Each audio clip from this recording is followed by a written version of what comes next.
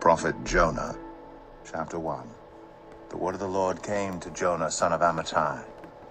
Go to the great city of Nineveh and preach against it, because its wickedness has come up before me. But Jonah ran away from the Lord and headed for Tarshish.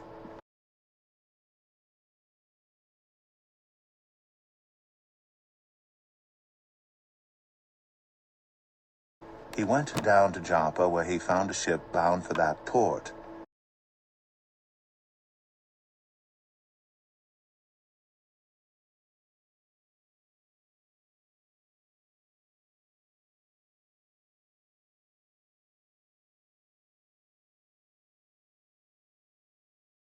After paying the fare, he went aboard and sailed for Tarshish to flee from the Lord.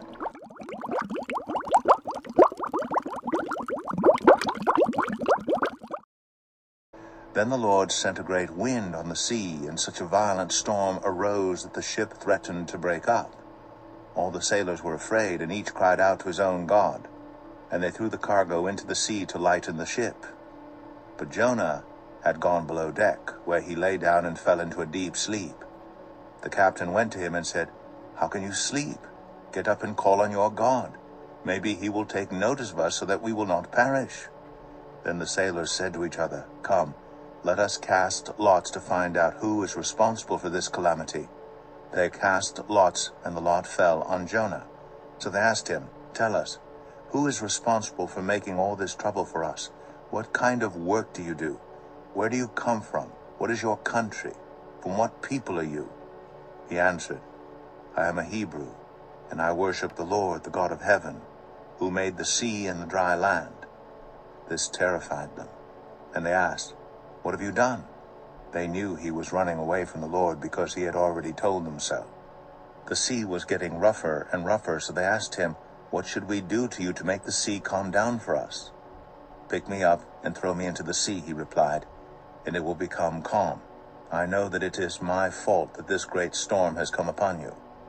Instead, the men did their best to row back to land, but they could not, for the sea grew even wilder than before. Then they cried out to the Lord, "Please, Lord, do not let us die for taking this man's life. Do not hold us accountable for killing an innocent man, for you, Lord, have done as you pleased." Then they took Jonah and threw him overboard, and the raging sea grew calm. At this the men greatly feared the Lord, and they offered a sacrifice to the Lord and made vows to him. Now the Lord provided a huge fish to swallow Jonah, and Jonah was in the belly of the fish 3 days and 3 nights. Jonah 2. From inside the fish, Jonah prayed to the Lord his God. He said, "In my distress I called to the Lord, and he answered me. From deep in the realm of the dead I called for help, and you listened to my cry. You hurled me into the depths, into the very heart of the seas, and the currents swirled about me. All your waves and breakers swept over me. I said, I have been banished from your sight, yet I will look again toward your holy temple. The engulfing waters threatened me. The deep surrounded me. Seaweed was wrapped around my head.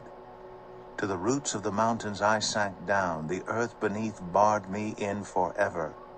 But you, Lord my God, brought my life up from the pit. When my life was ebbing away, I remembered you, Lord, and my prayer rose to you, to your holy temple. Those who cling to worthless idols turn away from God's love for them. But I, with shouts of grateful praise, will sacrifice to you. What I have vowed, I will make good. I will say, salvation comes from the Lord. And the Lord commanded the fish, and it vomited Jonah onto dry land. Jonah 3.